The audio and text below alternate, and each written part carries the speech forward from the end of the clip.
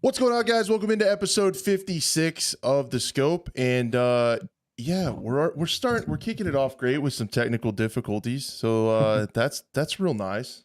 Um, yeah, what's up, Buff?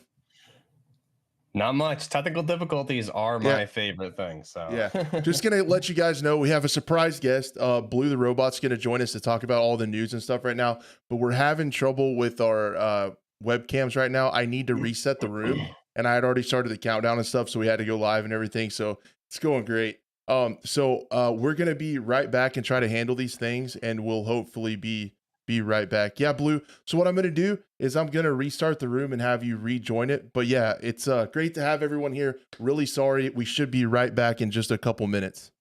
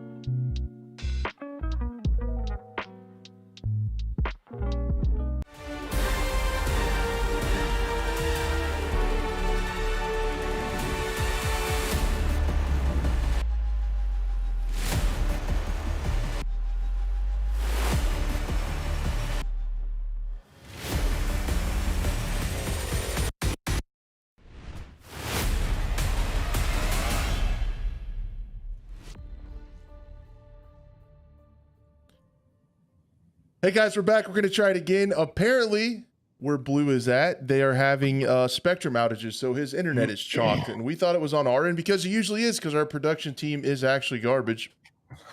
So it very well could have been us. It might still be us. Maybe we killed Spectrum from here. I don't freaking know. So anyway, we'll have to try to get Blue in next week because he was just going to come hang out with us. We got a pretty chill episode going on right now. Lots of stuff going on. We had some breaking news before we went live just a little bit ago.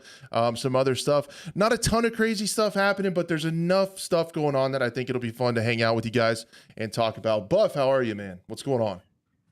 I am really good, man. I'm kind of just like a DMZ crackhead lately. Not to brag, but I think I may be one of the greatest DMZ players on the planet with the squad that I run with. Just saying. Yeah, that wasn't a brag or anything. Not to sound too full of myself, but it might be true. I don't know. How about yourself?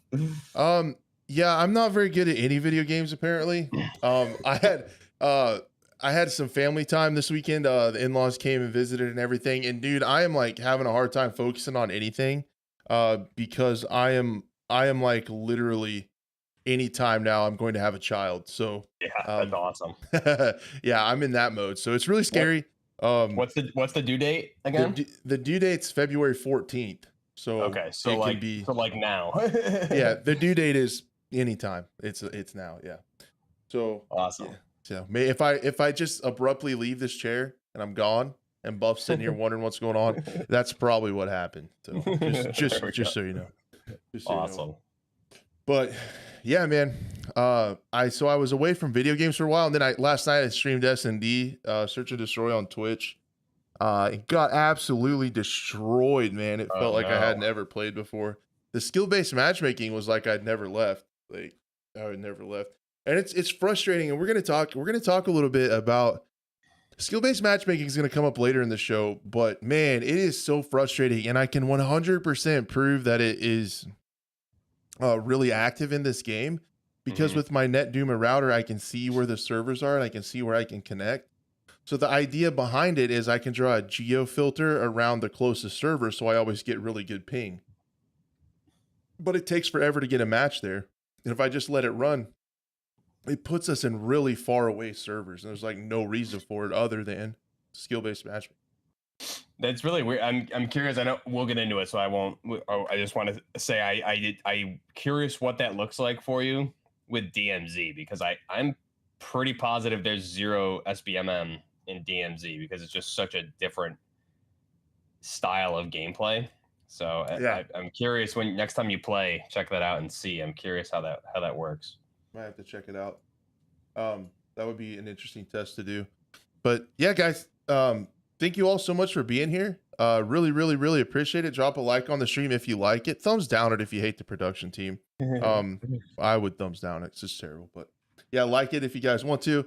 Thank you so much. The chat is on screen as always, so you guys are part of the show. It's really good to see everybody.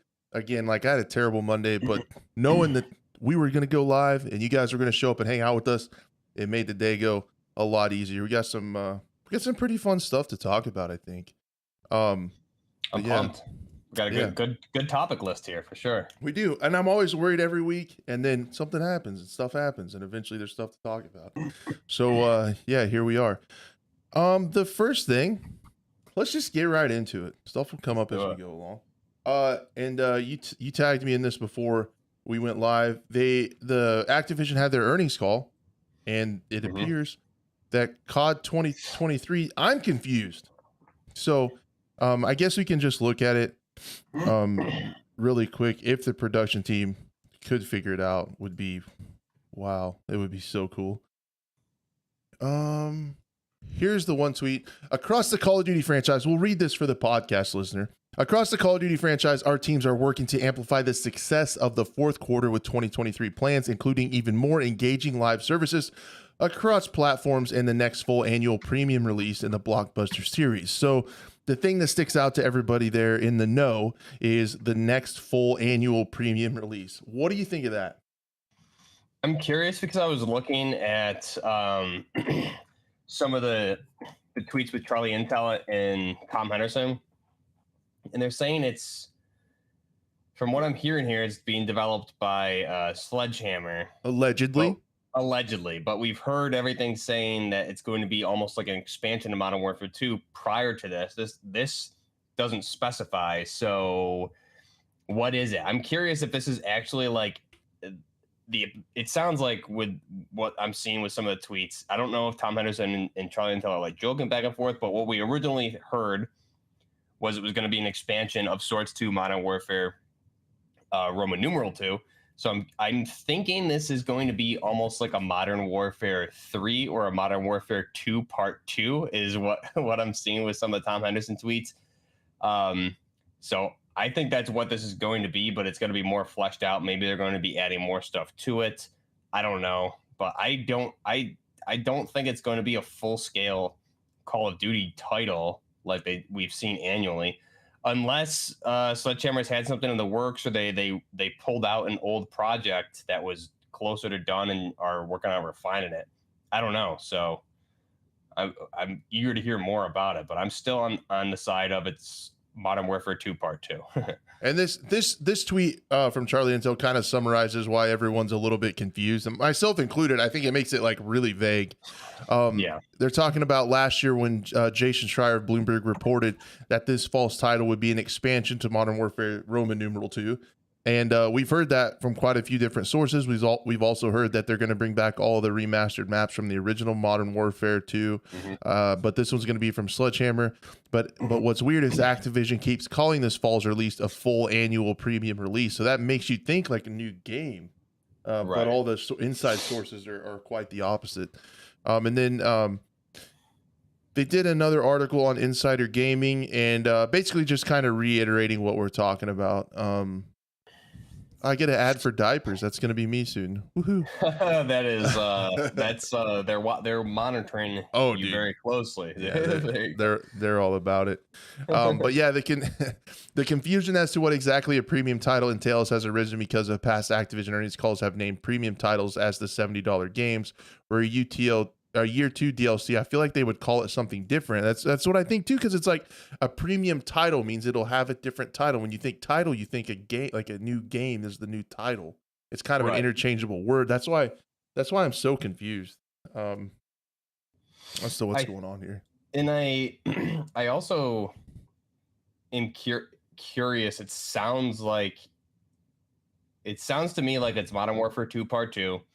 But it does sound like it's going to be, and we've heard this before, it sounds like it's going to be a paid expansion or a paid Part 2 of the game. So whether that's full price or not, but so this is going to be interesting. If that is the case, it's almost like, hey, we get a year of live service, and then you get almost like the paid DLC expansion, the old model, if that's kind of what this ends up being. So regardless, I'm going to pay for it. I'm curious if it is Modern Warfare 2 expansion or something else. Since we haven't heard anything about a full premium different title outside of the Treyarch 2024 game, it sounds to me like it is going to be that Part 2 of Modern Warfare 2 for a price. Yeah. I kind of want to just be like devil's advocate and go completely against you and start some controversy on the program and say that it's going to be Advanced Warfare 2. I look forward to your comments. I actually loved it. The single player for Advanced Warfighter was a lot of fun, and I really enjoyed the multiplayer. That was when like I was in between stages of like, and I think that was like your first one too, wasn't it? The first one I got into, yeah, and played a lot. That was almost my in between stage of like hardcore gaming, and then I was barely gaming / casual. So that was like my roommate and I would like pass the controller back and forth to each other just for like shits a couple hours every few days maybe. And I had a lot of fun with that game. So I wouldn't be opposed to an Advanced Warfighter Part 2. The campaign was a blast. Yeah. I get that a lot. I don't know if it's like nostalgia. I feel like when it was out, people absolutely despised it, but that could just be the COD cycle. Like that always happens when a game comes out. I think it is. I love this. I love the setting. I loved the gun variants, even though I did not realize how bad the loot boxes were like, I don't put that on me. Like when you're crafting your comment to write Crash is an AW fanboy. That's how you guys sound when you type like that, just so you know. Yeah. Whenever you're doing that, I didn't know loot boxes were going to be so trash at the time. So take that out of the game. I thought the setting was really cool. If you guys will follow along with me, if you're playing at home, they had DLCs with 4 effing maps every season for multiplayer. So that was cool. And I just really liked the grounded exactly Optimum when you'd open one and that guy would yell elite, like you'd get all amped up. Surprise mechanics. Everyone loves them. Yeah, I'm getting canceled. But anyway, I thought the setting was really cool. I thought it was one of the most tastefully done futuristic games ever because it was futuristic, but it was like really believable and really dark and gritty. And I just love the vibe. I love the music. I love the variety of maps. Shout out Dr. Disrespect. Like some of those map designs are really cool. And then when the DLCs came out, it wasn't like we've been getting since they've had these battle royale maps where they just section off areas and that's your multiplayer map. These actually have different places. They're unique. They're completely new worlds. They're completely like they had like the theme park ones and like the different hotels and like all kinds of like crazy maps. They had the one maps that I remember, like I can't remember, it's like called Recovery or something, where you start on one side and then the volcano erupted and it moved you to the other side of the map and locked off the back side, like those dynamic maps and stuff. I just thought it had a lot of cool stuff to it. It had some trash stuff, but it had some really cool stuff too. I also really, I see some comments in the chat about like that advanced movement mechanics from those future CODs, like Infinite Warfare and Black Ops 3 and stuff. I actually thought Advanced Warfighter or Warfare, whatever it was actually called, I can't remember, but I actually thought it was like a good, realistic, close future movement system. I didn't think it was over the top at all compared to like, I remember I bought Black Ops 3 once and I played multiplayer and returned it 2 hours later. So, and that's the problem for me, like where everybody hates me, and that's okay. It's okay.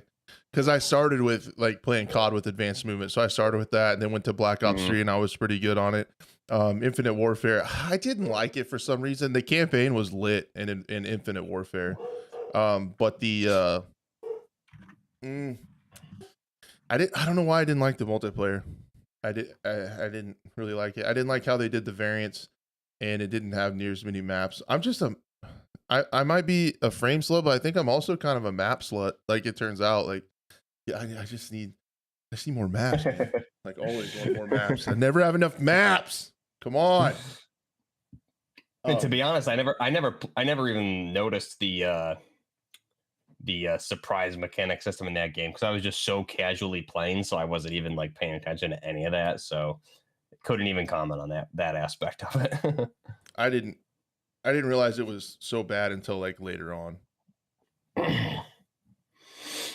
But yeah, it was. And the reason I didn't do Infinite Warfare is because I went completely Battlefield 1. So like that was when I went to the Battlefield path, Battlefield 1. So yeah, that's why that happened. You want to see an Advanced Warfare 2 because you want to see Kevin Spacey come back.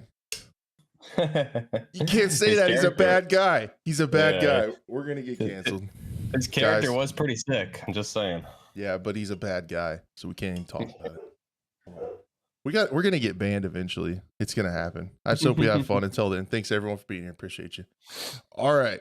So yeah, that's what's going on. I guess we could look at another couple of things we could look at. I wasn't Charlie Intel tweeting about the kind of their numbers and stuff, because some of their numbers were like earnings wise were pretty wild. Were they? I didn't see that part. Let me look really quick. Production team is scrambling right now. I mean, that makes sense because that's what we've heard about. Everyone's been saying the numbers and sales were so down. And I'm curious, like when you put these up and we see what they actually are, I mean, it makes sense because Warzone 2 seems to, for whatever reason, be negatively received. I don't think you were ever going to replicate original Warzone numbers ever, obviously. I think that was a given. But I'll be honest, the store bundles have been extremely lackluster. So as far as sales goes, those types of microtransactions, that seems to be, I'm sure, where they're hurting the most. And I think that maybe hopefully I guess we'll find out next week, but it seems like the season one store bundles, and even some of this, most of this, I would say most of the stuff in the battle pass was kind of like get stuff out there quick and easy. Maybe we'll see more thoughtful things coming up in season two. Can I tell you what I think's going on with that? Please do. Okay. I think that they're saving a lot of the store bundles and stuff for when they get Resurgence back in. I think Resurgence is going to bring so many players back to the game, and I think so too. I think they're saving a lot of their really good store bundles until they have more concurrent players. I But wouldn't surprise what me. is really good? I mean, I completely agree with you actually, because why would you want to release good store bundles when you don't have the player numbers that you want to see the store bundles? But what do you classify as good store bundles? Because they've already come out with a lot of these anime in weird store bundles, and not a lot of like more grounded store bundles. I'm not looking for like hardcore Milsim, Navy SEAL, like Unit Team 6 stuff. But historically, they did have the Milsim. They did have more realistic builds. I've seen some images of weapons that they haven't released yet through store items that I really want. But it seems like, I mean, I guess it depends on, it's subjective, but what is Infinity Ward's idea of good store bundles? Is it the more Well, grounded stuff? Because it I seems just like they've think already released the other weird stuff. I think you're just going to see more sort, like you're saying it's lackluster. I think you're going to just see cover the gamut. I think Daily there's updates, right? Yeah, I think you're gonna have Yeah. I think you're gonna have Milsim. I think you're gonna go Mhm. all the way to anime. I think you're gonna have another cowboy hat Joe Exotic skin. Like, I think they're just gonna. I think they're waiting to put out the meat of their store until they have the resurgence people playing. Is what I'm guessing. Yeah, I agree with you. I think we're going to see a big uptick, and I mean that's a good point, because I remember Modern Warfare 2019 days, like every day 1 o'clock, you know, I right after lunch or whatever during the pandemic there, I'd log on and check the store, and there'd be multiple new items. And so far for season one, specifically the past couple of months, it's like maybe you get one new item a week if you're lucky. So I think you're right. The cadence of releasing things is definitely slowed down heavily. Yep. And then they said here that Activision also says MW2 had the best selling quarter four and launch quarter in the franchise's history. So that's pretty good, launch Okay. wise. And then I thought they said something about Activision Publishing made 1.85 billion in net revenue in Q4 thanks to Modern Warfare and Warzone 2. That's 694 million more than the previous year in Q4 2021. Sounds like they're struggling pretty hard then, huh? Yeah, they're probably going to cancel it pretty soon. Yeah. This is what I wanted to see. Activision Blizzard generated 1.82 billion in revenue from microtransactions in Q4 2022 to total 5.38 billion dollars of microtransaction revenue in 2022. So they're doing fine. They're doing Yeah. good. Yeah, dead game. Get it out Yeah. of here. Yeah, so if they report that, then they're doing fine.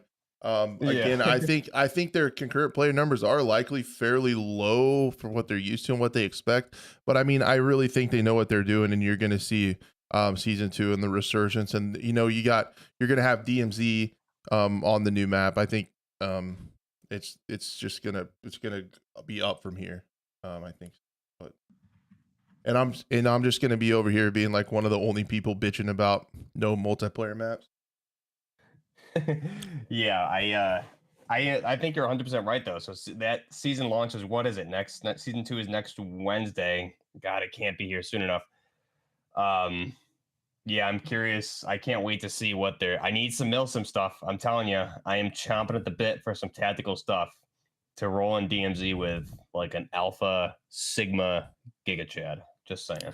I think I don't know. It would just be smart of them to add everything for the crowd that likes Wide that stuff to variety. kind of role Wide play. And variety. I'm sure Yeah. they will. I would sure think they would.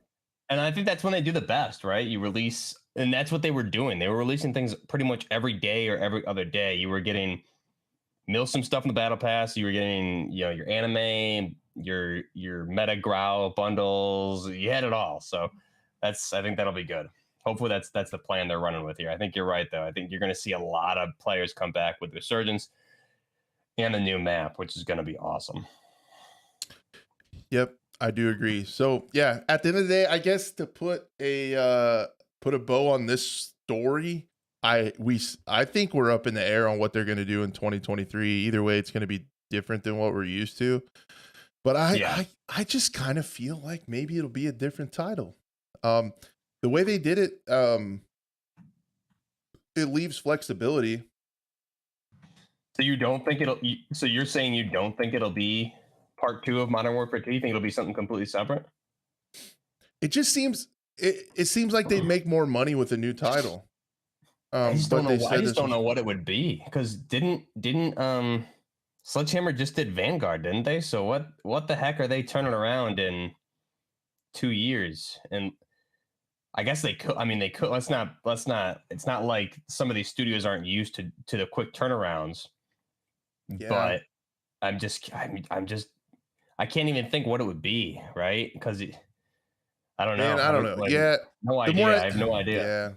yeah, it it may it makes more sense from the game perspective to have a new premium DLC with a lot of maps and stuff for multiplayer, and they started with DMZ like getting perks for paid members Hmm. now in the new season where Hmm. you get that paid faction if you own the multiplayer game, so they could do more stuff Right. like that. But with DMZ just in beta as popular as it is in Warzone 2, where they didn't want to mix in and add other games, I Hmm. guess with all that, if you look at all that, yeah, I just changed my mind. I'm a flip flopper. I'm a big fat phony flip flopper.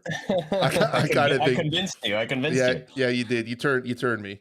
I think it makes this is so bad. If we were like a large show with a whole bunch of fans, like somebody somewhere would take the time. Like you guys don't need to take the time to do this. Show stinks, but somebody would take the time and then edit like a super cut of me arguing with myself, like they do with Joe Rogan sometimes. That would be me. I'd just be arguing with myself. No, I think you. Yeah, you heard it here first. I've said this the whole time. I think it's going to be a premium Modern Warfare 2 DLC. That's what I've been saying. I'm just trying to Mhm. convince Buff of that. Um, it's my idea. I thought of it. And Yeah, dude, I gotta start thinking more logically here. yeah, get with it, dude. Get on my level. Oh my But no, god. I think it does make more sense actually if you put all that together to keep DMZ going, to get it out of beta, to keep Warzone 2 going without them having to mix in other games like they did last time. They said that was such a big detriment to the game and its performance and its balance and stuff like that. So I Yeah. think so. I would love to see a lot more Modern Warfare 2 maps come in remastered. Some new ones, please, for the love of shit. Give us some new maps. And then yeah, we'll have to see what they come up with. But I I think think it's gonna be new. It's gonna be new. it is New. indeed going to be. I won't be old, that's for sure. I'm curious. Well, I feel like I'm saying I'm curious a lot, but I am indeed curious. If I see comments in chat saying maybe Modern Warfare 3 campaign remastered, that's something that supposedly Sony had that deal for the original trilogy. That's supposed to be done and ready to go. Maybe whatever this premium title is or the expansion, that campaign remaster will be part of it. I think would probably be a safe bet too, and you'll probably see if it is in fact what we're talking about here, which you thankfully convinced me it was Modern Warfare 2 expansion. Yeah, you're welcome. Um, I think we'll see addition you talked about already a whole addition to the multiplayer aspect and also continuation of the campaign. So it'll almost be like a Modern Warfare 3 campaign. We're gonna get that probably that Makarov portion of the campaign. And then you might even see their Modern Warfare 3 campaign remastered. And if they're smart, they'll start bringing in all of those maps from Modern Warfare 2 and Modern Warfare 3, operators, weapons, blueprints. That was when they discussed back in Modern Warfare 2019 is the Modern Warfare 2 campaign remastered came out and they were saying that they were going to release those maps into Modern Warfare 2019, and they were going to release the weapons as blueprints, which none of that ever happened, minus the one M4 blueprint you got for for buying the campaign remastered. So that was it. So I don't know what stopped them from doing it then. Maybe this is what we're going to see here, or we could just both be completely wrong, and this could be a title that was shelved or something couple of years back and reworked. Who knows? But I think you're closer with your prediction of a part two of Modern Warfare 2. Yeah, with my idea that I thought of. Yeah. Yeah. Guys, It's we're good, kidding. I didn't think of it, good okay? thinking, Crash. Yeah. It's not bad journalism, it's sarcasm. We're joking. I didn't think of it, but I'm on board with it now. All things considered, Boom. That's how you keep an open mind when you're having a discussion, just so you know. I love it. Yeah. So the next thing I wanted to talk about, this kind of segues into it with live service and stuff. I don't think what we just talked about is a good example of this, given the amount of money that they made. But I wanted to talk just a little bit about some industry changes. And this kind of came to my mind this morning. I was listening to Jeff Grubb on the morning. What's it? Game Mess Mornings is what he calls it. His podcast he does where he talks about stuff in the mornings. I just leave it on, listen to him while I'm working, and just talking about all the games, like the dead games in the recent weeks and things that have been canceled. It's been quite astonishing, really. I just want to go over a quick list of these, and a few of them are shooters, and then there's some more on here that I think we should definitely talk about that aren't on this list. But dead games in the recent weeks, some of them completely shut down servers. You can't access them anymore. Talked about a little bit on how it really sucks that you have to play. You have to play online for some of these to play single players. Like that definitely shouldn't be a thing. But Crossfire X was killed off. Back for Blood's not getting any more support. You can still play it. Marvel's Avengers, Rumbleverse, Apex Legends, and Battlefield Mobile got completely axed. And the studio shut down. Echo VR, Knockout City, Crime Site, and Dragon Quest. So I didn't know much of those games, but the reason I wanted to show this list, even though they're not all shooters, is I'm hoping and thinking that potentially a lot of companies that aren't in those Call of Duty, in those Fortnite, in those giant AAA, huge player base things are maybe starting to learn that live services might not be the way to support your game. And Jeff Grubb was talking about this. He went into a little bit in depth on how it kind of makes sense. Because you have to have so many players, because not everyone's going to buy skins or buy, microtransactions if they don't have to. So you have to have so many players to keep that revenue up. And then that incurs more server costs. And it's just not sustainable for a large number of the games in that kind of size. What does Kitty think of all this? He wants food. That's what he wants. He doesn't care about video games, does he? I don't know. He's grown up watching me, so he might. And yeah, Chase has mentioned the Crossfire campaign. I'm pretty sure, if I understand it correctly, you won't even be able to access the campaign anymore because you had to be online to play it. So it's like that sucks. It's like completely chalk. So that sucks. And then also another game that was canceled was Titanfall Legends or something. There was a single player Titanfall Apex Legends crossover that was supposed to be going on, and they completely axed that as well. So that game got canceled. So a lot of EA stuff really got canned over the last week. Wow. I was honestly, I know you did a video about it for the Battlefield Mobile part of it, about why it was really canceled. So that, I thought that was an interesting video. And like you said, a lot of EA stuff. So I'm curious where this is going to lead EA going forward, as far as what we're going to see with specifically Battlefield, right? Yeah, so that's what it's a real bummer that we're not seeing a Titanfall. And it's kind of a bummer. It's kind of a, I don't want to say a double-edged sword because they're both not bad things, but it's kind of a catch-22 with Battlefield Mobile being canceled. It's a little disheartening that it was canceled because it had like a traditional Battlefield feel. It had classes, It had destruction. It looked like the Battlefield that we're used to, like many of us would wish for. So it's a little bit of a bummer that maybe they're going in a different direction. But I guess just to elaborate, if you didn't hear what was going on in that video, basically what they said in the earnings call is they've learned that their mobile games have to be directly integrated with cross progression with the main title to keep everybody together, to keep people playing it, to keep the player numbers up. So it would not surprise me if an Apex, because they canceled Apex Legends, they completely are taking it off. You can't access it. You can't do anything. It's going to be gone on March 18th, I think, or something around there. And that, if you guys, I don't follow along with this, but they asked it in the questions. I don't really follow along with mobile games all that much. It won Mobile Game of the Year on Apple and on the Google Play Store. Wow. So it was Game of the Year last year, and they're killing it.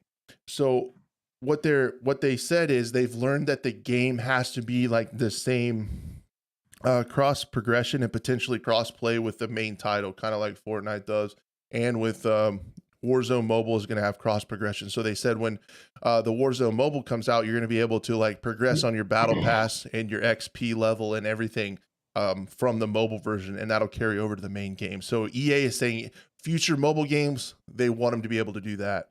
Mm. But they're not starting it right away because Industrial Toys, they completely disbanded that studio. So like they're gone. So that's I mean, it's not going to be anytime soon, but if they do future mobile games, they said that they're going to have to be like cross progression for sure. Yeah, it's I don't know why it makes me think back to like Battlefield 4's not quite, it wasn't like quite cross progression or anything, but Battlefield 4 had the integrated web app for it.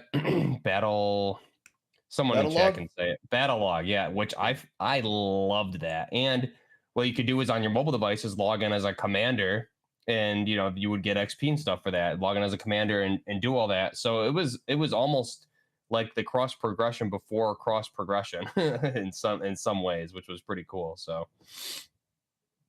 it's almost like a lot of these things are maybe coming full circle. They had a mobile app with Advanced Warfare also. Did they really? Okay. Yeah, you could mess with loadouts, and like when they had the clan wars going on, like you could on the weekends you could like mess around with that and like match your clan up for a clan war matches and stuff. Yeah. Oh, that's awesome. Yeah, that's a great feature. I'll I wish never they still had that stuff. I'll never forget outfitting my soldier while I'm sitting on the toilet. Good stuff. So I guess this kind of continues along. So what I'm hoping for, to put a nutshell in the live service thing, I hope that middle tier and smaller games are understanding that maybe free to play live service isn't the way to go. Maybe it's better to have, paid DLC. You know what you're going to get, you know what your budget is, and it doesn't take as many players potentially to keep that game going, and those server costs and all that stuff like that. Because it seems like a lot of these live services aren't sustainable, and I don't want to see those smaller games end up dying because they're trying to do a live service. Right. Even if there's not as much content, I would love them to not lose their ass on a game and have to completely shut it down. Maybe in support but leave it going. So I'm hoping live services are starting to get phased out, but I don't know. Then the big titles are still doing great. The other thing that I thought was interesting, I mean, there's just I think it's also an economy thing. There's just a lot of cutbacks across the board. I saw an article that Take-Two Interactive during their calls said they had to cut back several $1 million in their budgets for everything, and are cutting back a lot of costs in different places. So I think it's also just kind of a climate of our economy right now too. People aren't able to spend as much on video games because we're just trying to buy freaking food, as much as that stuff costs. The other thing that I wanted to talk about along these lines is Jeff Grubb did a tweet that was really interesting. I kind of like these overall industry thoughts. Sometimes I like talking about like super big picture stuff. He tweeted that, let me get it on the screen. Production team is so bad, dude. He says, I feel like I woke up in a bizarro video game world where suddenly licensed games are the biggest thing and all we're going to get for the next 5 years from big publishers. I mean, I know it's happening. I've been flat out told big games need to get close to 10 million units sold as soon as possible, and that is easier to do with a license. I don't know, to me, that's another check mark in that this is all unsustainable column. So he's talking about licensed games like Hogwarts Legacy is probably going to hit that 10 million mark pretty fast. Like the Star Wars games are probably going to do pretty well. The FIFA games games with a license, game with like a real world IP connection, like another multimedia connection or license, are kind of becoming the future, and they're like starting to be the big games and how it's going to end up going forward. So it's going to be what's going to tell us with that. So to tie that all back in to first person shooters, I'm going to be really keeping my eye on that alleged Star Wars first-person shooter that's coming out. I think that's going to be a really big tell on if that we're going to see more like branded shooters like that. Yeah, especially with the new Jedi Survivor, I think it is, coming out. That'll be a good, that thing's going to sell extremely well too. So the Star Wars games usually sell very, very well. And like you said, Hogwarts Legacy, those are going to be, all those will do really, really well. So yeah, first person Star Wars, like just thinking back to like a modern variation of like first person Clone Wars. They had some of those games back in the past where you were like the clone troopers and things like that was pretty sick. So to see that like brought to a modern engine with modern gameplay mechanics would be pretty sweet. Yeah, I'm very interested in that title and just to see how it performs and see how it plays Mm-hmm. for sure. Yeah, so I guess that's probably it for the big time industry talk. What do you think of all that and the kind of the way things are changing overall? Yeah, it's weird. We're in a weird spot in gaming like the past 4-5 years or so, maybe even more. So um definitely I think it's kind of an evolutionary stage where the whole industry is shifting and we're going to see something new going forward. I think probably approaching potentially the end of live service models for some games. I think other live service models like Fortnite, Apex Legends do very, very well, but we're going to see some shifts here in the next couple of years for sure. As far as that pertain to quality of how a game is post launch as well. And then you have the game Operation Harsh Doorstop, which is trying to completely change the meta. So that's another one like industry wise to keep an eye out on. Yeah, I've been following that for a while. I love that. That one there, he's pretty much banking on the community carrying with community driven content. It's going to be free to play, but if you want to set up a multiplayer server, you have to pay for the server yourself. No microtransaction or anything like that, but like all the source code, Steam Workshop, all that stuff is going to be set up for you to make whatever kind of experience you want to within. It's just going to be like a big platform. So and to tie this up, Dinosaurus Rex with the absolute cherry on top for this conversation. I hope the next big thing is releasing finished games. Dude, that's it. 100%, man. Yeah, 100%. that says it right there. That's all there is. Yep. End of story. I think that's the period on the sentence of that conversation. So yeah, 100%, man. That's awesome. That's perfect. So yeah, dude, this is gonna be pretty crazy. I'm really interested to see where you're at on all this day before stuff, dude. Yeah, I was excited to talk about this today. When you messaged me earlier about good for this time, etc. I was just thinking like, man, day before. We've been talking about this on and off the past like month or so each week, and with that gameplay that dropped, I may or may not have a different perspective on it than I did last week. So I want to know what you think about that as well. I think I'm still leaning to where I don't think it's a real game. I don't think it'll ever release in a state where everyone will like it. Yeah. When I first saw the gameplay, I was like, "Oh, that's okay." But then, like people started like really trying to put stuff together after the fact, and the stuff that they did, dude, it makes no sense. I wouldn't say I understand. Like, how to say this? I couldn't tell you 100%. I'm not as sure on if it's a game or not. Maybe it's a game, maybe it isn't. I'm leaning towards not. But I can 100% tell you it is fucking weird. It's so weird. Like how they market this, because they came out with the 10 minutes of gameplay and then they put a short out after this. And it's like the guy was playing the game because people didn't believe that they were playing, like that it was a real game. And I didn't feel like the mouse movement even matched what was going on the screen. Really, I missed this completely. Oh, really? I'll have to try to find it in a minute. Remind me. I'll get the production team on it. They'll have to start now if they want any hope and prayer of pulling it up. But yeah, they did like a minute or so of gameplay where he's playing it on the computer and his mouse movement, like it's so weird. But the thing that is so weird is the trailer side by side shows similarities to a lot of other games, and I found a really cool article that shows this. So I don't know.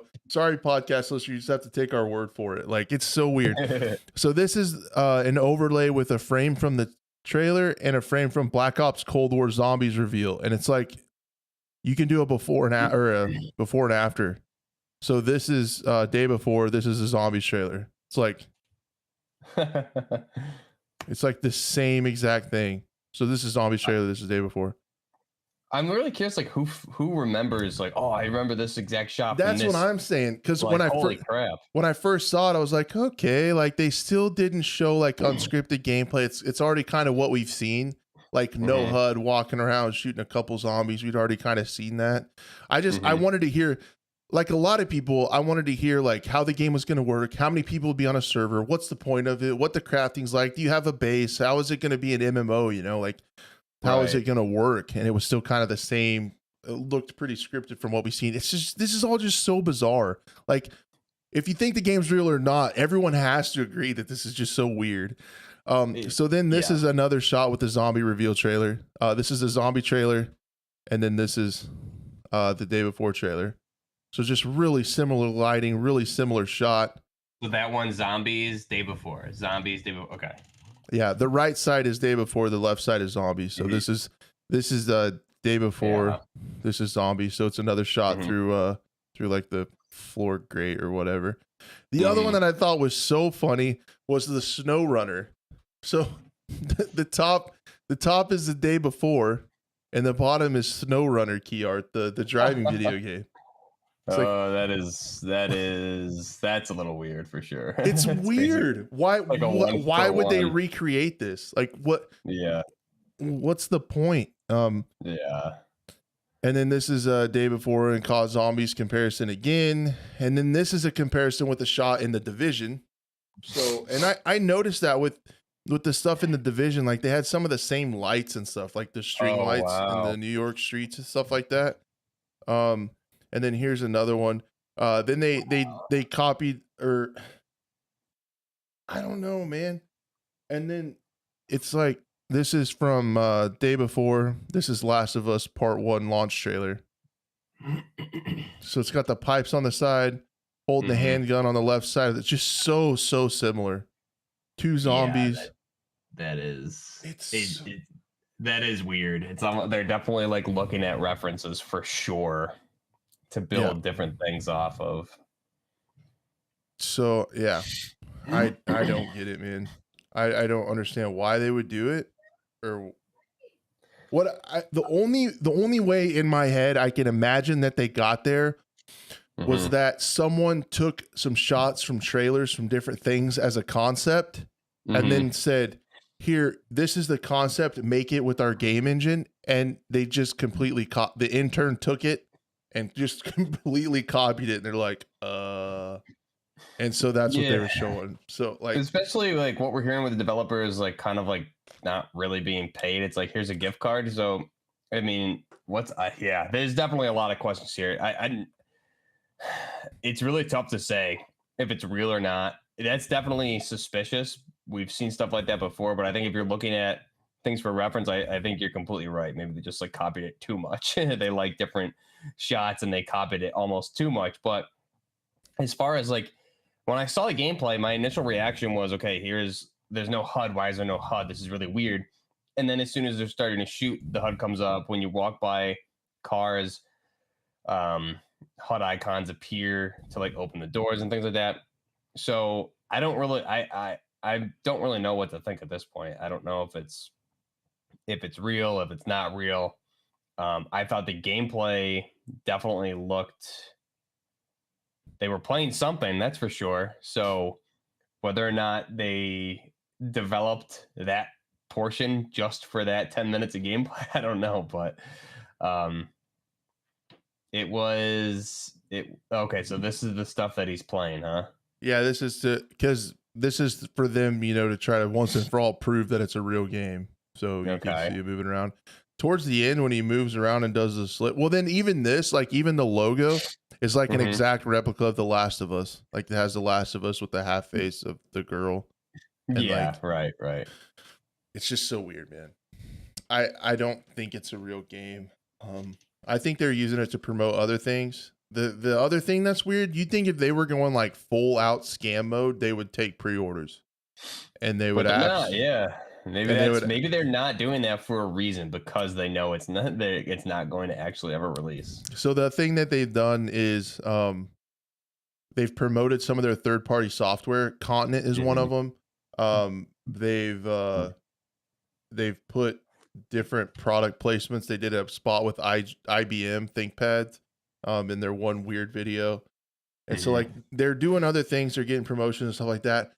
I am super, super, super, super curious. I thought this when they did the 10-minute trailer and people were like, oh, that actually looked kind of cool. I could see some HUD elements, like when the ADS was kind of dynamic HUD popping in and out. I thought that was cool. They showed a little bit of the stuff with looting and things like that. I was like, that's pretty cool. And then they showed this and I'm like, well, they almost like ruined what the credibility that they earned with this weird ass clip. But and then when people started breaking down the trailer, I went right back into the camp of what the fuck is going on. Like I started out thinking, oh, maybe, and then people found those comparisons of those exact frame by frame matches, and I'm just back into this. Is just weird, and I kind of don't think it's a game. But and then I haven't watched them, but super large creators like Asmongold and Moist Critical did some talks or did some react videos to it. And I haven't watched them yet, so I don't know. Moist Critical's video is like the biggest scam in gaming or something, so I can kind of tell from that title kind of where he's at on the situation. Yeah. But I mean, is it a scam if they're not taking money? I don't know. That's the thing. Like, what are they gaining out of it? They're gaining a little bit of stuff with, promoting their collaboration software and stuff within their videos. And then they're promoting like IBM ThinkPad, so they did some stuff with them. I don't know if they get anything out of the IGN deal or the Nvidia deal. I'm sure that's been vetted a little bit. What's going to be really interesting is to see where IGN goes if this is a scam. If this turns out to not be a game, and they've been the one putting out their trailers and putting out the articles and stuff about them, it's going to be interesting to see what they have to do. Same with Nvidia. A little bit, like if it's not something that's real. I did notice the graphics where we're at now are much less than where we started, like than the first several gameplay trailers. But that gameplay, that little clip where the guy's playing looks better than what they showcase in the 10 minutes at least. Maybe it's just the lighting, I don't know, but yeah, I mean, you're right. Yeah, so it's weird. We'll keep checking it out. It keeps getting delayed, guys. It would not surprise me. You heard it here first. It could get delayed again. So what we really need is like someone like an IGN to be like, yes, we had hands-on with this game. Right now, no one's had hands-on. No one's saying they've played this game minus the folks in the studio. So we have no credible source to say that they've had hands-on and these are their initial impressions given the state for a game that was supposed to release in 2 months, or no, next month, right? For March, right? So it must be pretty close to finished. So the fact that no one's had hands-on, I don't know. It's weird that no one's had hands-on. That would be the ultimate if they gave a build of it to a creator, to a large creator like Big Fry or something, and let him play it, and then they could say if a third party, because we haven't heard it's a real game from anyone outside of their company. And that's where the suspicions will, and rightfully so, it's where the suspicions will continue till someone outside the company, that's a really good point, gets their hands on it and can confirm that it's a game. So, and not just like they're saying in chat, 100% like a tech demo or like pre-rendered footage of Unreal 5. Yeah, exactly. It's almost, it wouldn't be out of the realm of possibility, that's for sure. It wouldn't surprise me. Yeah. Yeah. What do you think of that? For that topic, I think we covered it all. Yeah, I'm gonna have to wait and see if it does release in November. Yeah, I know how I'm betting that's gonna go down. Would you like to do some quick shots? I indeed would. Well, in that case, I'm gonna hit you with a little. This is a really quick shot. But I wanted to talk about it. I kind of actually missed it in the first one. I wanted to talk about the significance of Halo going to Unreal 5. And I was going to talk about this in the industry changes, but I kind of glossed over it. What's up, Abel? Good to see you, man. And Max, thanks for being here, mod, man. I appreciate that. They're talking about Halo retooling to Unreal 5. And Jeff Grubb was talking about that this morning, along with his other kind of industry changing things, why it made sense to me. And we talked about this with Jim Heil a little bit. And then I argued with Twitter.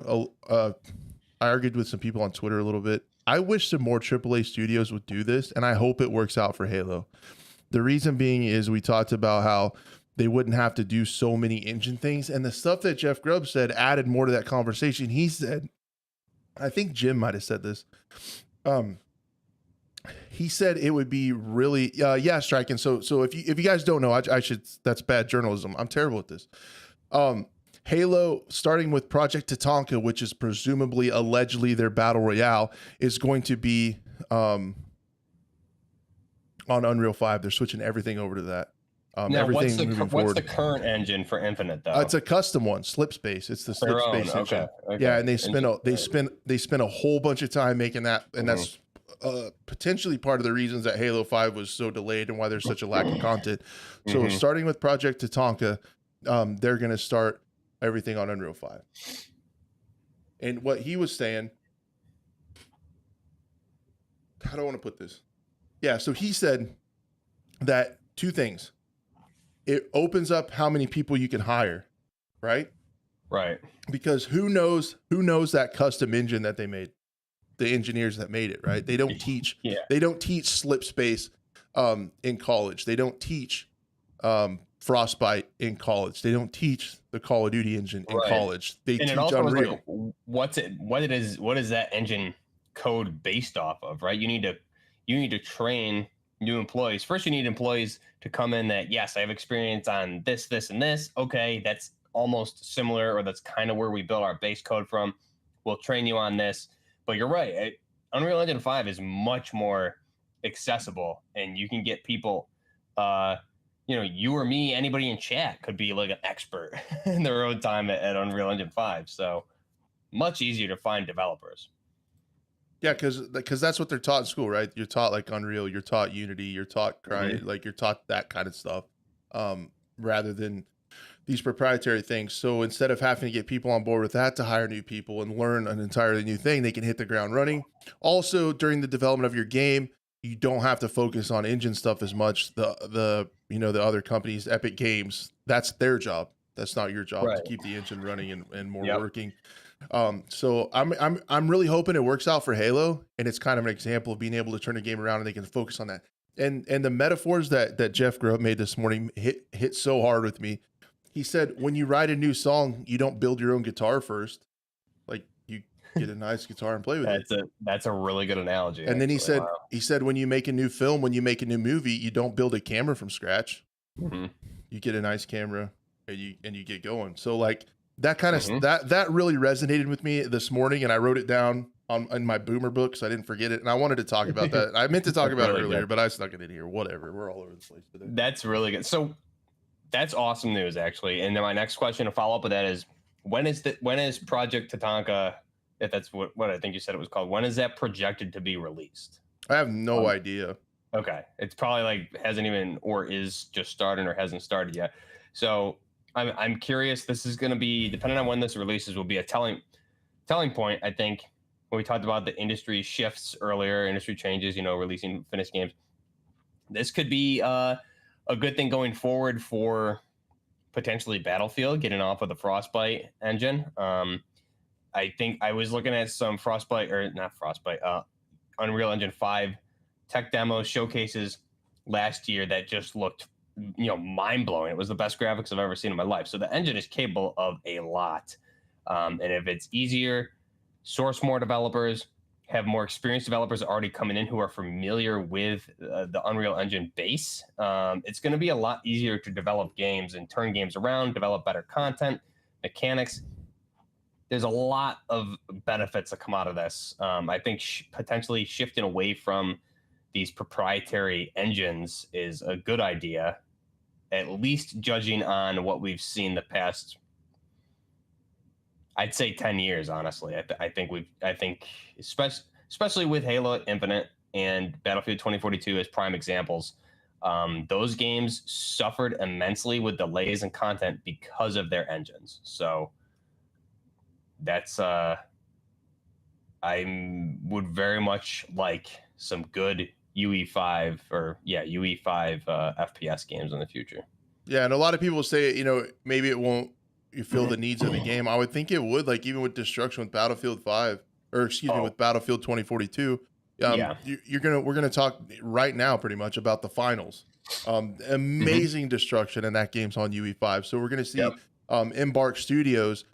Embark Studios with the former Battlefield developers are gonna show you what Battlefield devs could do with UE5. I Hmm. feel like with their games coming out, and again to caveat this whole conversation, we're just a couple video game stooges on the internet. We're not developers and stuff, but it seems like from our point of view to kind of wrap up this conversation is if you could get a third party software with these AAA games, you would have a massively larger hiring pool. You could spend Hmm. less time working on engine stuff, keeping it running in maintenance. That's kind of like you're paying for that service. You're paying for that engine. That's Right. Epic's. So in our example of Unreal 5, that's Epic's job to keep the engine running. You don't have to Hmm. work on that. And you can just focus on content, have a lot more people, a lot more engineers that have been working with Yeah. Unreal their whole time. So um, Yeah, and I mean, you have some background in not necessarily like game development stuff, but and I have a background in development for web development and other things like that, and I work in the IT industry, so I see this all the time. We need a new developer for whatever the technology is that we use. And if it's a technology that isn't widely used or it's sourced from, depending on who it's sourced from, it's more difficult to find developers for that technology. So it's really the same thing in terms of hiring. When you need a good developer for something that isn't widely used, it's very difficult to find a good developer who is a subject matter expert, which is what you would get with Unreal Engine 5. Everybody can come in, would have majority of people out there would have a really good base in this engine already. It would be much easier to bring on experienced developers, and you'd have a much more polished product. So this would be a great step forward for a lot of these games that we've seen struggle in the AAA space. agreed. So we did mention the finals just a little bit there. In the next, I was waiting for it. There it is. yeah, quick shot, and we could even have more sound effects because they put out something that's really cool. So they're kind of starting a little bit of their promotion for their games, which is exciting. Which presumably is supposed to be released this year, towards the end of holiday, I'm guessing. But they actually talked about how they're collecting this. Did you see this? I did not know. Oh, I'm cool. liking what So I'm on their seeing. Twitter, Embark put this out on behind the scenes how they got the audio for the gunshots and stuff. So they Awesome. were like, I'm not 100% sure where they were at, but they were at these like abandoned factories and stuff with a bunch of concrete silos and buildings and things. And they talked about how they recorded all this stuff, where the So microphones cool. were, how they did it, some of the safety concern, and just behind the scenes stuff on recording these shots for the game. And it sounded really meaty. And then we were like, um, dude, I wish Battlefield would do this stuff. Like we wanted to see this with Battlefield. And then to Hmm. come full circle, it's because the lead audio guy from DICE went to Embark. So now they're doing this behind the scenes stuff with audio. So I was like, oh geez, of uh, course. classic, Of classic. course. But yeah, it just is really neat, some behind the scenes stuff. I love to see this with I mean, Embark is not really indie.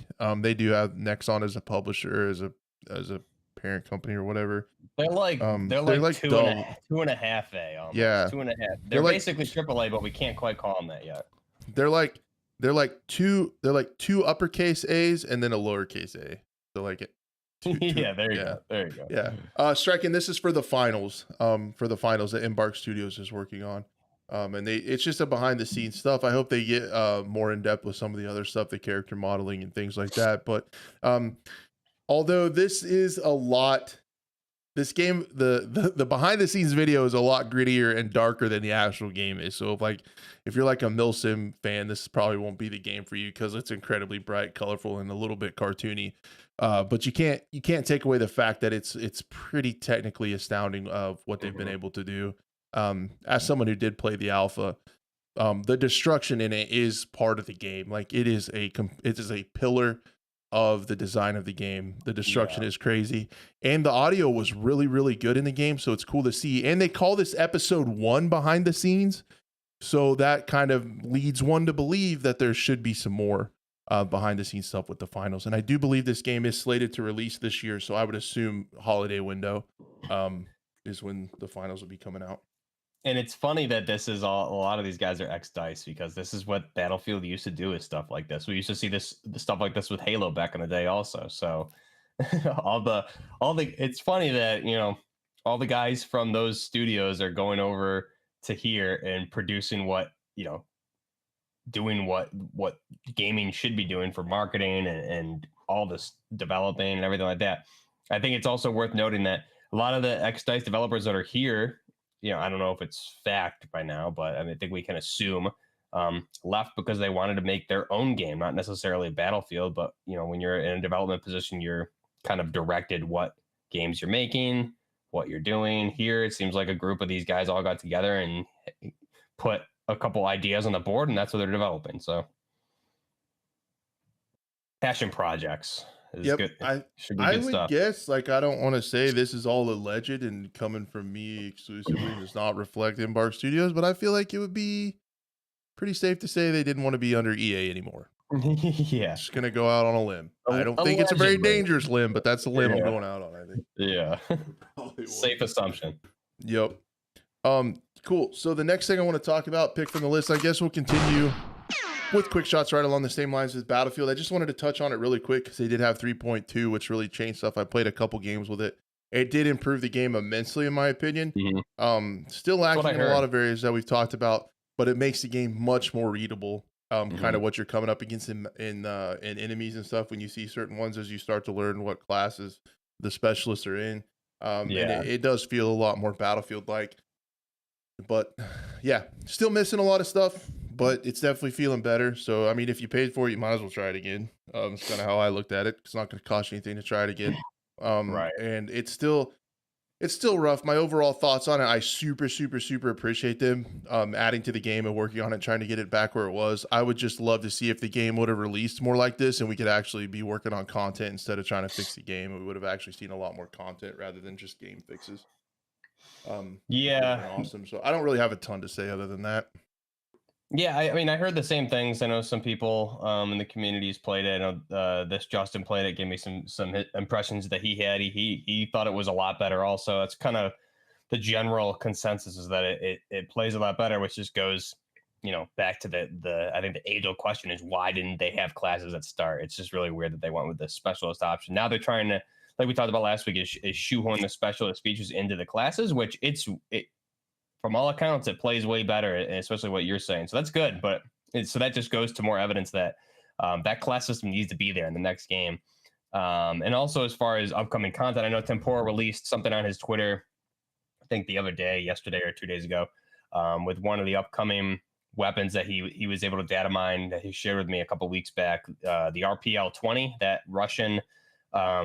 It's basically the Russian saw. It's still in prototype phase, just a belt fed 545 by 39 millimeter Russian machine gun, RPL-20. So that he data mined, so that potentially could be coming to the game. He did share some other weapons with me that I'm not going to say here, but he was trying to get my opinion on what they would be, and him and I talked about it. So if we're right with what he did data mine, I think the weapons that are going to be coming, if they do come, all of them, like, that's something I'll reinstall the game simply to get hands on with some of these weapons, because more weapons is great. I think the game is obviously lacking weapons, and if they're adding what he was able to data mine, and we think they are, I think it's going to be really good additions. Which just disappointing that they didn't add a lot of this stuff before, but I guess better late than never. If it's something that would make me reinstall it, I guess that's a good thing. So we'll have to wait and see. Yep, but it'd be way nicer to see if they could have been working on content this whole time instead of fixing stuff. Yeah, but what do we have?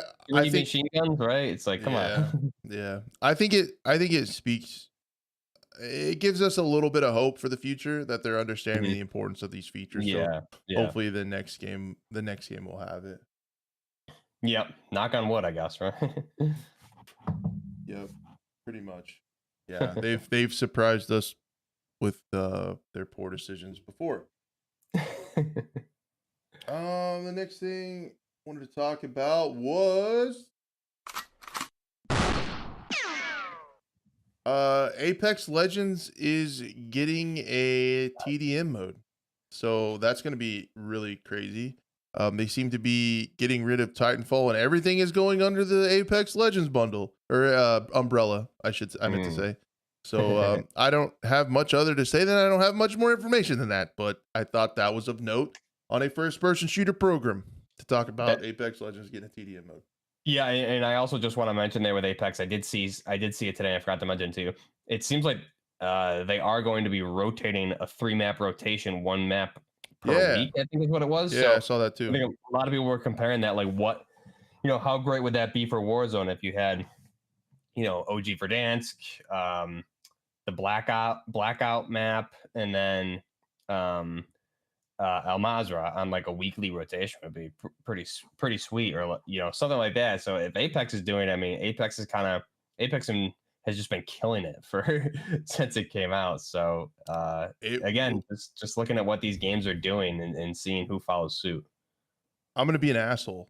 I don't Oh think it god, would be good because I think the game would be like 4 terabytes if you had all yeah. if you had all the maps installed. Well, the way they've been doing it with the Modern Warfare games, yeah, it'd be horrible. But I'm curious what that size is going to look like for Apex. That's just the age of can Infinity Ward, Activision, whoever is developing that specific game at the time, can they get that download size, the file size lower? So that's Yeah. always If been a you problem. didn't consider that in a perfect world, I would agree. It would make the Right, right. replayability of that game so much better. I'm just being a jerk. No, it's a good point though. But yeah, so that's another thing Apex Legends is doing. So maybe we'll see that roll into other games as well.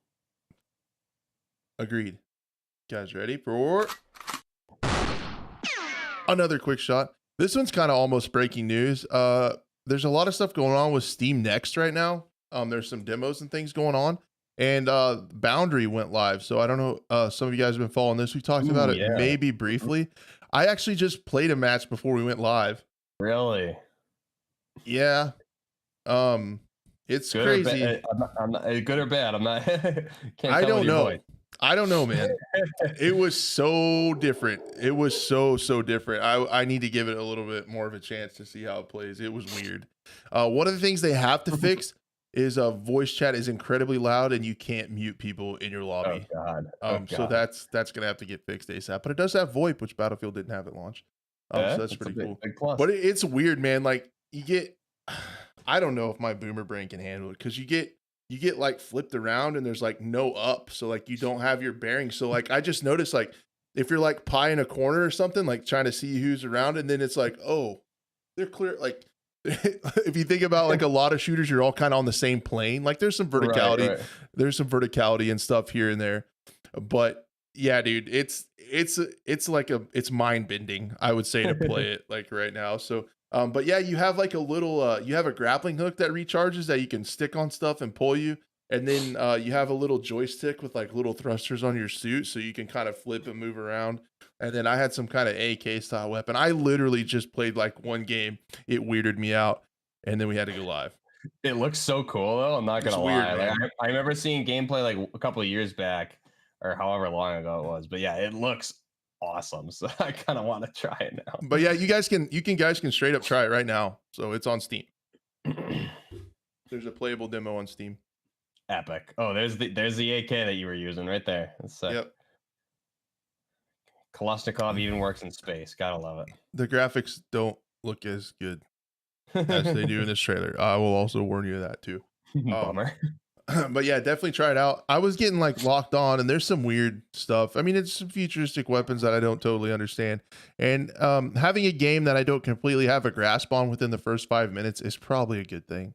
Yeah, It's probably right, got I a was gonna little bit more depth to it than me being an expert right off the bat and being bored with say. it. Yeah. So yeah, check it out, guys. If you're able to, if you're on PC, if you got Steam, give it a go and see what you guys think. I'd love to hear people's thoughts on it. And I either way, like if I like it or don't like the gameplay, it doesn't really matter. I don't really give a shit. I applaud people for doing something different, and that's something that's definitely different. It feels it feels different. If nothing else, if you like it or don't like it, you should at least experience it. How weird it feels to have people, like you could have enemies literally anywhere. Like I don't know if that could be cool. annoying, but maybe if you get the flow in the map figured out, the giant floating. There's not going to be a lot of variety to maps either. I feel like you can have space or you can play in space or like, so I Maybe don't know like how that's gonna you work probably out, do but like different locations, like the outer rim of like Saturn or something like that. yeah, Like you're just over gonna by have like, Mars, a different planet. Yeah, yeah, like still space. different Yeah, craft you're fighting in, and they could do stuff with have it like if you enter like a space station or a building or a ship or something where gravity kicks in, like maybe there's artificial right. gravity and that's a little more traditional, and then you go That'd be outside and cool. that'd be Yeah, there's stuff they could do with it for sure. An unlimited amount of planets they could play near too. So yeah, exactly. And bullpup weapons confirmed in space. So good stuff. as a left-handed shooter, I'm very against them. All right. Yeah, I think the last quick shot I wanted to talk about is friend of the channel, Dr. Disrespect. Kidding. He Oh loves no, that. I have two more. Don't even worry about it. Oh, okay. Don't even worry about it. Get excited. We got more stuff to talk about. They're really changing how dead drop is going to work. So we've been following along with that for sure on this channel about how that's going to happen. Dr. Disrespect talked about on his channel, starting with their next, what do they call them? Snapshots? Snapshot, yeah. Yeah, they're going to start coming less frequently and the game is going to start getting fleshed out. So basically he explains in only a way that Dr. Disrespect can in this video that they kind of have the foundation and now they're moving into expansion mode. So in the Nice. next snapshot, you're going to start to see how the maps are going to look. You get to play the first sector of the tower. And you're going to start to see more and more weapons, and they feel like they like have a good base right now, and they're going to start fleshing it out. And with that, he said snapshots are going to be larger with more sweeping changes and more content, but they're going to go ahead and back it off to like 3 months. So it's not going to be every 6 weeks. So they're going to be every 3 months instead. All right, cool. Yeah, I like it. I'm curious. I'm really God, I gotta stop saying I'm curious, but I'm a curious lad. Yeah, you are. I would like to I really want to see what this looks like, 3 months, 5 months. And that's what we said originally when we talked about it, is like, what's this game gonna be like in a year or two? Especially with Dr. Disrespect having the experience with the map development that he's done in the past for Call of Duty titles. And obviously just playing games full time. So I'm curious. God, I can't help but say it, but yeah, he's going guys drink every time Buff says curious. be blackout drunk. I want to see how much he plays this game on his streams, down the road, and how critical he is of this game compared to other games. Not that he's like super critical about games, but I think he has a very good approach to a lot of the feedback that he gives, and the fact that he'll be able to, direct that feedback is good. Yeah, it'll be funny to watch him when he gets killed by something stupid and he's all mad and wants to talk shit on the game, but then it's his game. Yeah. Someone who's notorious for uninstalling games on the spot when it's his own game is gonna be pretty funny. Striking, I love the map Solar, just so you know. I love it too. And then the other thing that he said that was very, very much of note, that more people are going to be allowed in. So it's not going to be just people who have purchased the NFT thing. It's going to be sounds like moving towards open betas and open playtest. So Nice. it sounds like everybody will start to get their hands on it as they move forward into the next phase of Dead Drop. Beautiful. Did I say I had? Uno mas. Yeah. I had one more round left in the chamber there. What was it? Oh, yeah. So Mark Rubin has been like spitting fire on Twitter. Oh yeah, hell yeah. So I wanted to get everybody's thoughts on this. And when I say everybody's thoughts, I mean everybody, including you guys in chat. The first thing he talked about was unpopular take, ? Not every FPS player wants to play BR. Crash Games liked and retweeted that. So I was on board with that. Not every FPS player wants BR all the time. I'm really starting to feel that sentiment when I don't see any new content coming for multiplayer in Call of Duty. And I think what he's doing here is incredible marketing. He's playing and talking to points that people are really feeling the effects of right now. So in another tweet he put out, that's really got people excited about the game we're talking about is XDefiant. Sorry about that. Ubisoft's XDefiant, Mark Rubin, who has worked on previous Call of Duty titles, is in charge of XDefiant. So he says, features I would have if I were making a multiplayer FPS: no skill-based matchmaking, casual play, ranked mode, lobbies that stay together, red dots on minimap, and map voting, just to name a few. And then he says, hint, Mhm. I am making that game. So pretty cool. Yeah. I liked that also, so that's good to hear. Yeah, I really like what he was doing with just I mean, he's just hitting all the high points. He's putting himself out there, Yeah. um, and really talking about how It, it is. it's And then that. Yeah, go ahead. I was just gonna say, someone talked about and understanding the someone tweeted, Greg, shout out Greg, tweeted to him, and understanding the difference between wanting to play console only and via input matchmaking. And Mark Hmm. replied, we'll have input based matchmaking, but you can still party up across inputs. But on console, if you only want to match with consoles, then you'll be able to do that. This is an Xbox Sony requirement. So it sounds like it's going to have input based matchmaking, input preferred matchmaking, which I think is awesome. And then it sounds Yeah. like crossplay is there if you want to team up. It sounds like it'll probably put you in a team with crossplay. And then if you are a console and want to play only consoles, that will be an option. So it sounds really good. To be fair, I think everything sounds really good and exactly up my alley for this game. No skill Hmm. based mode, casual play. You can go mess around. You can use off meta weapons. You can use silly stuff. Sometimes I like to get in with my friends that enjoy competing and play ranked. I love to sweat a little bit. Map voting's fun. I hope there's a lot of maps in the game. Like everything Hmm. sounds perfect to me, except I'm Yeah. not that excited about the setting. Which a lot of I people honestly says. hated the setting at first, and I'm curious. Go drink, everybody. Shots. No, I'm much more receptive of it now than I was originally. So I think when we talked about it with Abel the other week, and getting about there he is. You better not follow that trash because you'll be blackout in 2 seconds. But um, it looks way better than originally. When I remember the original trailer, I thought was just terrible looking. So I think they did a good job turning that around. Honestly, from what I'm seeing lately, I'm definitely gonna give it a shot just for fun, for sure. So um, everything there sounds great. And the battle royale tweet that he had was also really, really good. And that also, I not to go back to a COD discussion, but I think he brings up a good point there. And it's also odd because I think we originally all felt like Warzone 2 would be released in February or March, right? Or on the same timeline Warzone 1 was. So it's weird that they kind of pushed it out. And I think that's probably a good, uh, that's probably what is resulting in the lack of content. They had to push so much out so quick that content suffered. But I agree. Yeah, not everybody does want battle royale. We want extraction shooters. Yep, I think extraction shooters are going to continue to take over. I hope a good, well balanced, competitive shooter also doesn't get lost. I think there's always going to be a spot for that too.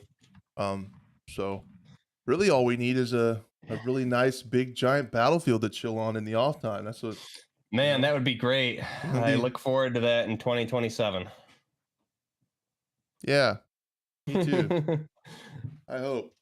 I hope it's a, so. a specialist shooter, and with the quirky lines were my favorite. So I hope they bring that back. Yeah, That's the best.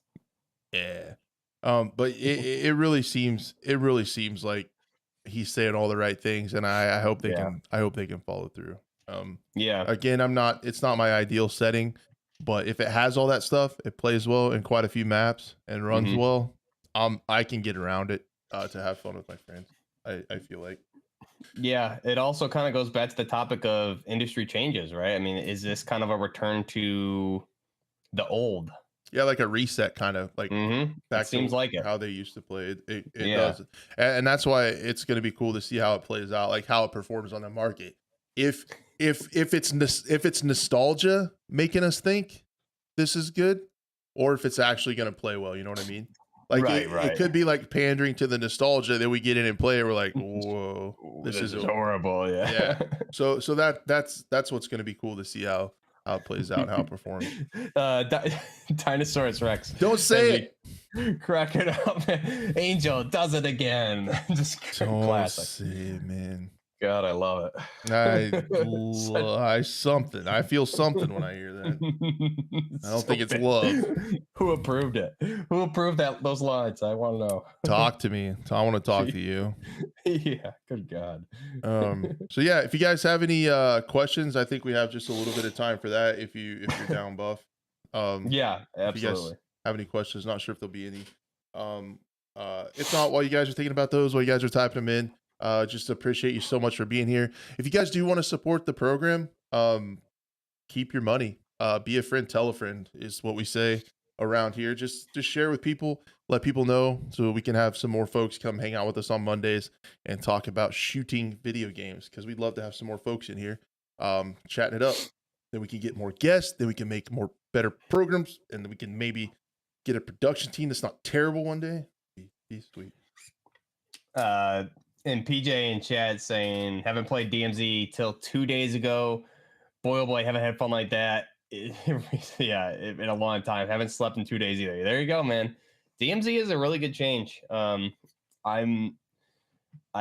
all the people not happy with Warzone really need to give that a try. Although I feel really bad when I kill like obvious new players, because at this point we're just hunting players and it's not even fair. But yeah, people definitely got to give it a try. I need to stream snipe you like that.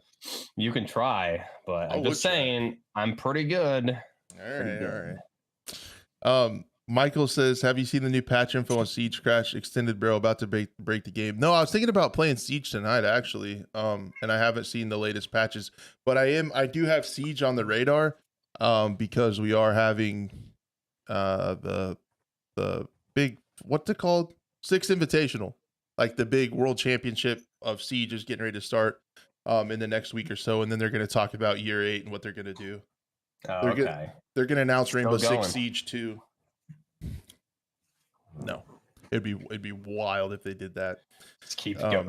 Yeah, that'd be amazing. It'd be pretty wild. I'll have to check out the latest patches and stuff. They've been changing a lot of balancing stuff with the patches, and that's a game that's really hard. And if you don't play it for a while and come back to it, you get absolutely destroyed. So you shouldn't play that game casually. And that's exactly what I do. So there you go.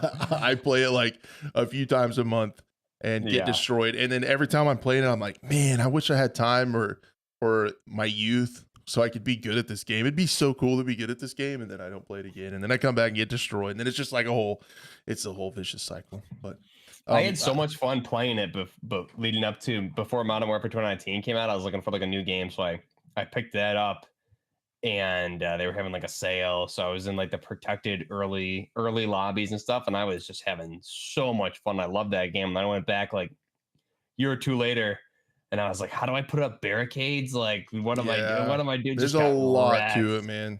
Just got wrecked. I didn't know what I was doing. And it's like I'm never happy. So like I was playing Siege, I'm like, this is too complicated. So then I played Search and Destroy, like, whoa, this is really nice. This is kind of a breath of fresh air. It's like Siege, but like a lot easier and a lot less layers to it. And then now I'm like, man, I'm kind of bored with S&D. I want something that's more in-depth and complicated. I'm gonna go back and play Siege. I'm never happy. PJ asked, favorite operator in Siege for you, Crash? It's gotta be Maestro, man. I love Maestro. I even made a front license plate on my truck that's of Maestro, so I have him on my truck because he's got the big Spartan helmet, smoking the cigar. That's sick.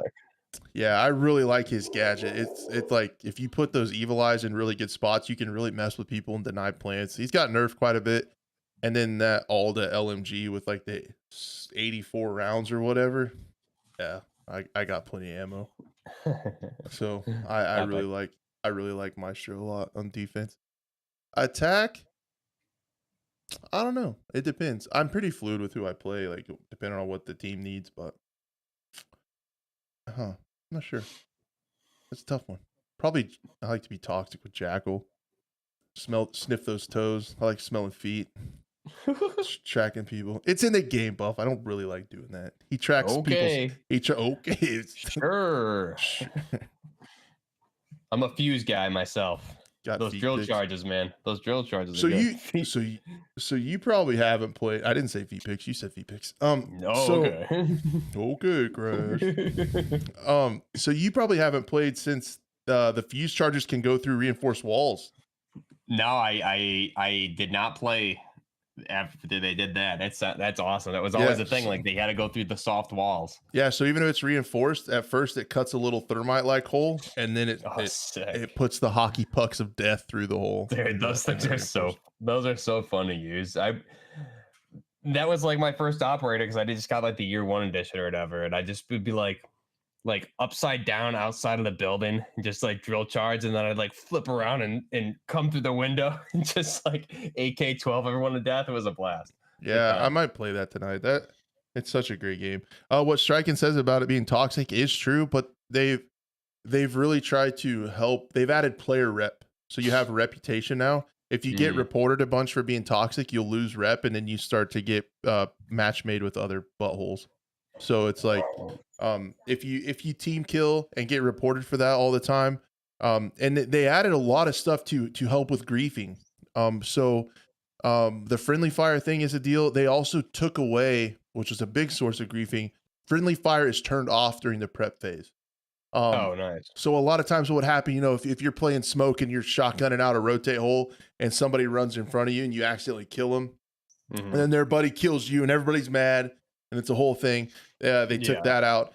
And then now you can really only get team killed once, and it keeps track of who's in your party. Perfect. So if you get team killed and somebody else tries to team kill you, they know it's retaliation and it drops your rep. So they're really trying to help with that stuff. And it also monitors your chat. So if you say a bunch of slurs and stuff in chat, it will just knock down your rep, and it puts you with toxic people. There you go. And the more times you get reported, the lower your rep goes. And they're really trying to help with all that stuff. I don't know, PJ. I don't know. I'm gonna have to research that. So in year like 5 and 6, I watched so much Pro League. I watched so much Pro Rainbow Six and got super into it. Knew all the teams and stuff. I have no clue who's the favorite right now going into the SI. So I'm gonna have to research the teams and see where some of my players went, even if some of my favorite players are still playing and stuff. But I was watching during the G2 Dynasty. I remember that, and I remember some of their epic match on Coastline against Space Station, and just some of those crazy Siege moments. I think Siege is the perfect esports game with all the depth and the strats to it and the comms. Definitely. And like, it's such a great game for esports. And it scratches that competitive itch for me too, playing ranked and stuff. So I really like it. But yeah, I want to get into it, and then we should be hearing pretty soon about what they're going to be doing with next year. They have during SI, during their big invitational, their world championships, they have their big developer video where they show what everything's coming in for the next year. So we'll have to keep an eye out. Keep an eye out for that. Metal Gear Solid? They need a Siege 2. We'll have to do an episode on. We'll have to have a segment on Siege whenever they announce everything, and then talk about how they would do a Siege 2. Have you ever played Metal Gear Solid? I haven't really. I've watched them, but I haven't played them. I played a few here and there. I think the last one I played was Phantom Pain. It's like very open world. I liked it. It was, again, just like a very casual. I didn't know what the heck I was doing, but it was cool. So, oh man, sorry, I'm still thinking Siege. I was wondering if there's any. We can do sports betting in Kansas now. I wonder if there's places you can bet on Siege matches. That'd be freaking fun. That'd be pretty sick, man. I wonder if there's esports betting anywhere. Like DraftKings, but E-Kings, I guess. I don't know. Yeah, that'd be pretty wild. If there's any kind of sports book where you can bet on esports, that'd be awesome. I was gonna look and see who's a favorite to win SI Rainbow Six 2023. Oh, they do have some betting odds on esports bet. Oh geez, that sounds like a great website to give my credit card number to. It sounds like on stats, FaZe Clan and Ninjas in Pajamas, NIP are the favorites. Followed by BDS. I bet Shaiko is still rocking. That dude is the best aimer in video games ever. Like, just stupid. Like aimbot, human aimbot. Liquid, One Rogue, Navi, Empire, Elevate, Space Station, Dongwon, Kia, Furia, Dark Zero. Oh man, Dark Zero's like way at the bottom. They were my team. Space Station's pretty low. It doesn't. FaZe Clan is actually Latin American. So they're a LATAM team. They kind of, in the SI, it's cool because they're actually, the regions generally face each other within the regions, and in this, it's everybody against everybody. So you get to see inter-regional gameplay. Oh, that's cool. And they're actually in the LATAM region. So a lot of times you get to see really good teams from each region, and you don't know how they're going to play each other because the regions kind of play different within their own metas. Mm-hmm. So whenever you have these majors where it's worldwide competition, it's pretty neat. to watch, especially if you're into it and follow it, which I quit doing. I did used to like to watch that. I do see PJ, no, not PJ. Who said it? Where did it go? Yeah, PJ. So PJ also said, kind of game related. What do you guys think of The Last of Us? The first 3 episodes for the HBO series. I've only watched the first 2. I haven't had time to sit down and watch 3 and 4 yet, but I'm really liking it so far. I was lucky enough, had the opportunity to obviously just play the game when it first came out back in 2013. So, I that was still hands down the best game I've ever played story wise. So the show, I'm not going to speak whether it's better or worse till I finish the entire series, but so far they've been pretty true to the game, which I really appreciate. I think I'm a weirdo. So Why? I'm not excited for Hogwarts because I've never watched or read anything Harry Potter. I have no clue about it. Oh, and really? Same with Last of Us. I've never played it. I have no clue on how it is, so I haven't watched any of them. I don't think you can get it on. I don't know if there's probably like a PC. I think they did part 1 on PC, right? Yeah, I mean, if they did, I would definitely recommend it. That's a game you'll play through, and it'll blow your freaking mind, man. It is so good, so good. So definitely one of those ones where if you're only watching the show and you haven't played the game, I feel bad for you because the game was just so good. It's like when you watch a movie before reading the book, and everyone, you always hear the book was better than the movie. It's just like if you're watching the show, you don't really. We'll have to see what it's like when it's over, but yeah, you really don't know what you've missed not playing the game. So have to see what happens. Nice. Yep. And then the other one like that I haven't watched that everyone can't believe is I never watched like Game of Thrones. I don't know anything about that either. Well, Crash, I'm afraid I'm not going to be able to do the show with you anymore. So good luck with you and your weird not liking good things.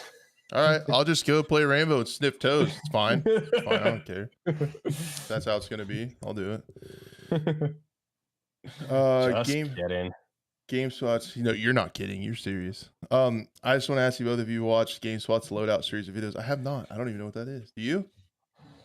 What is it? GameSpot's loadout series? Oh yeah. That's what they do with the armory guy. Yeah, I think that's the one, right? Where he goes and reviews different weapons in different games. I love that series. If that's the one you're talking about, I've seen some other ones like that.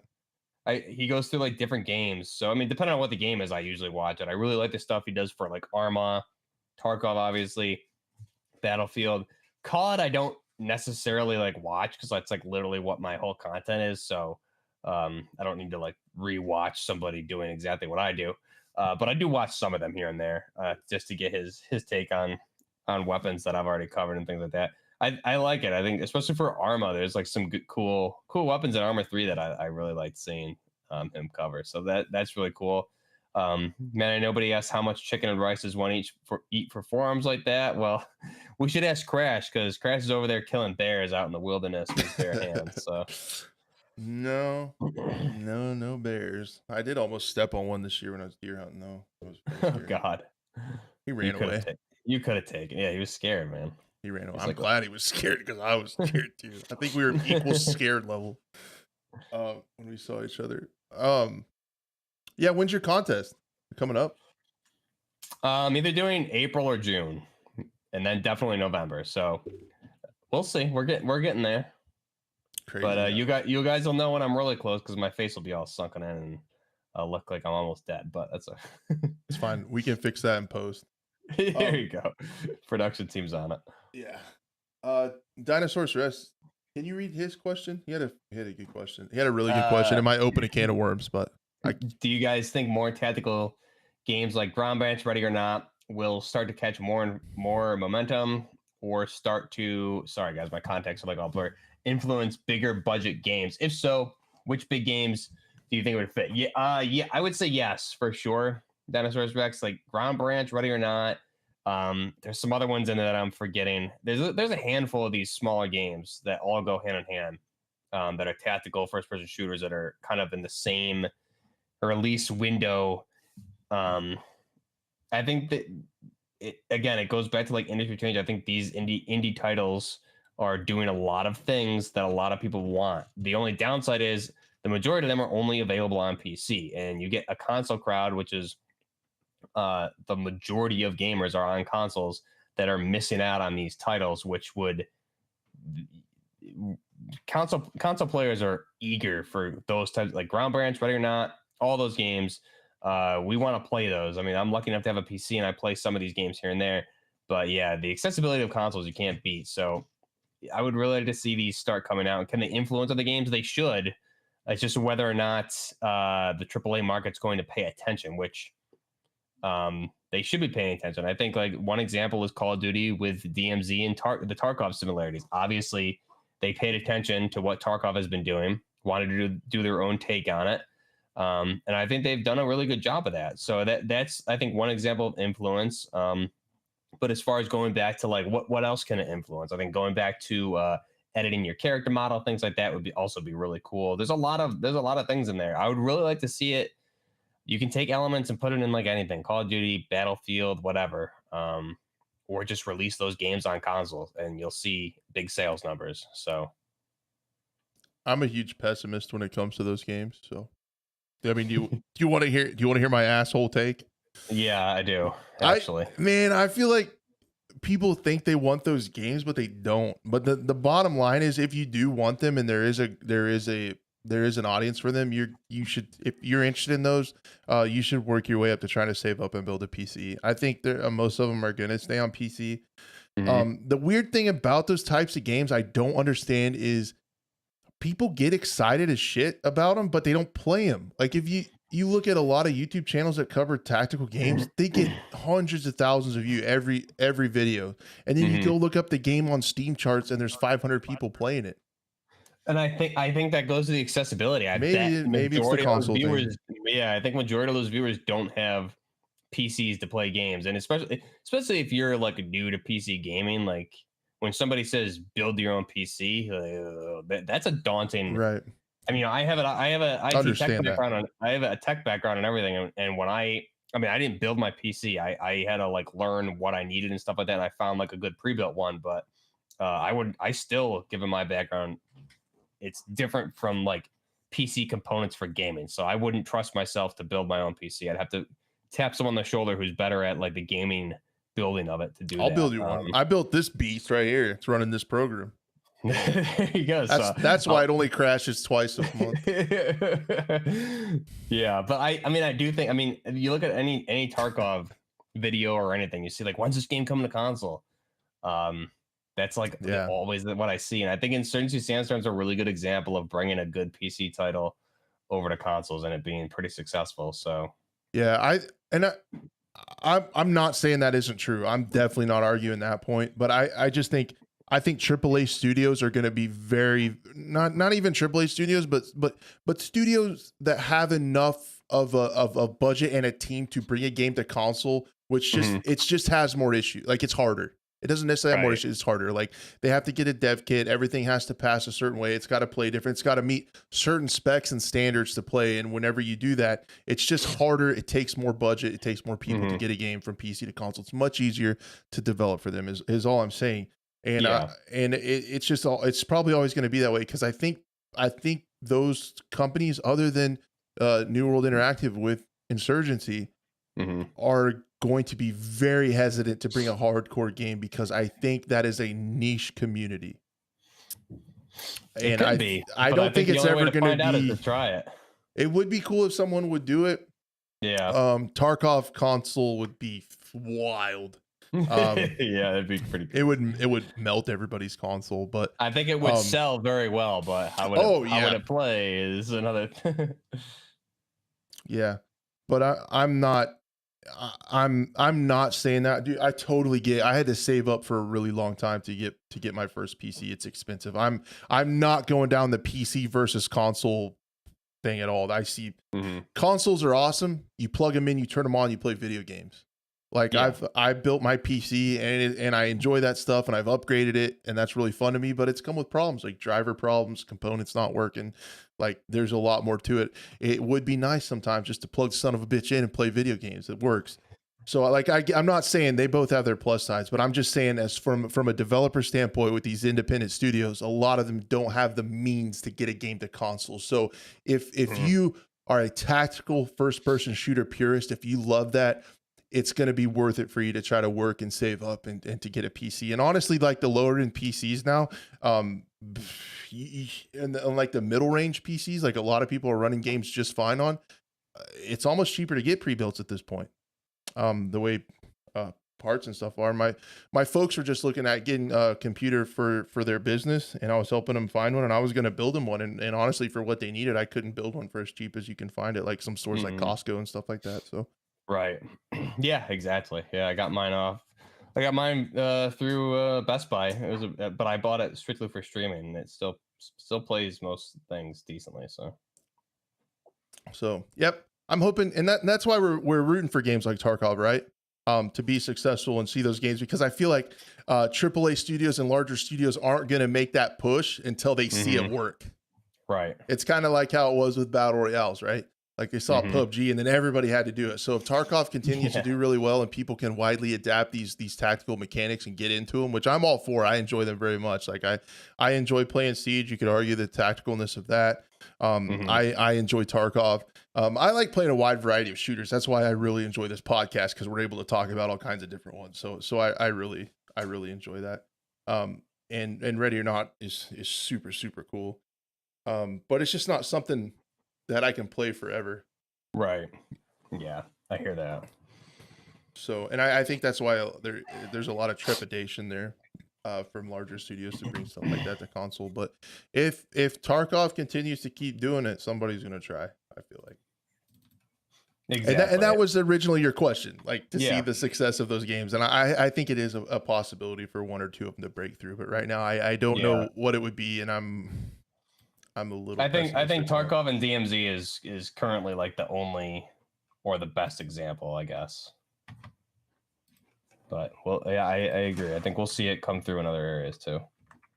Yep. But Ready or Not, a lot of those are interesting because they're really fun to play like a few times, but they just don't have that staying power for me. Like Ready or Not, like playing through a mission or two, and Hmm. then I play through them a couple times, and then I'm like, okay, like I did it, kind of Well, I thing. think that's where like that's where the modding community comes in, because like like I've said a million times, like Sandstorm ISMC MPC, the amount of weapons they put in there is epic, and it's like 5 to 6 times what you get in the base games. And with Ready or Not, also you get there's mods out there to reskin your whole squad and reskin weapons as like Spetsnaz Alpha Gru, Ukrainian SSO, whatever, Navy SEALs.